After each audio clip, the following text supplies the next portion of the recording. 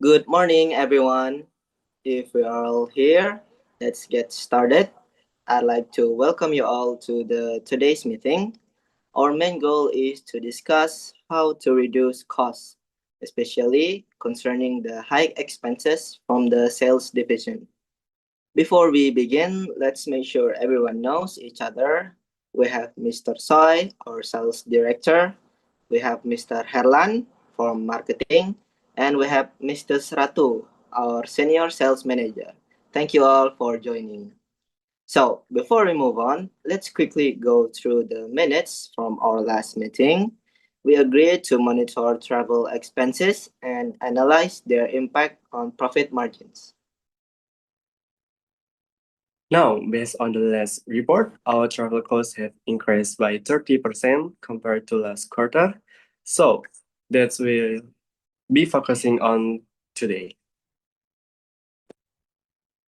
You've all received the meeting agenda, right? There are 3 points today. So the first one is reducing the travel costs. The second one is managing client visit more efficiently. And the third one is using technology to save costs. If there's nothing else, let's get down to business. I'll start with the first point.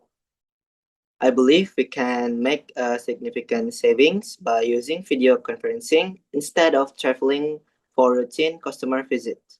Also, I suggest our sales staff fly economy class and avoid overnight stays whenever possible. This could cut travel costs by almost half. I understand your concern, but I'm afraid I can't fully agree. Face-to-face meetings are essential, especially when introducing new products. Our customer expect a personal approach, and it's not easy to close deals online. That's a fair point, Mr. Soy. However, I think we could find a balance.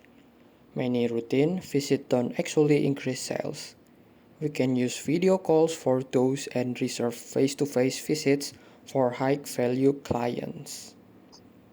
I'd like to add something here. Our clients are very busy people. If we don't visit them directly, they might not take the time to look at our new equipment.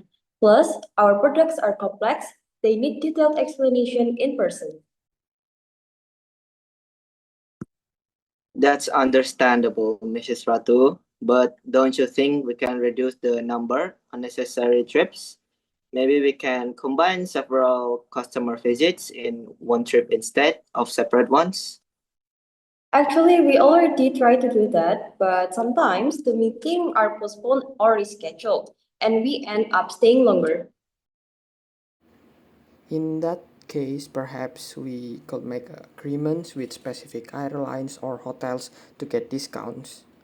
That way, we still maintain travel but at a lower cost.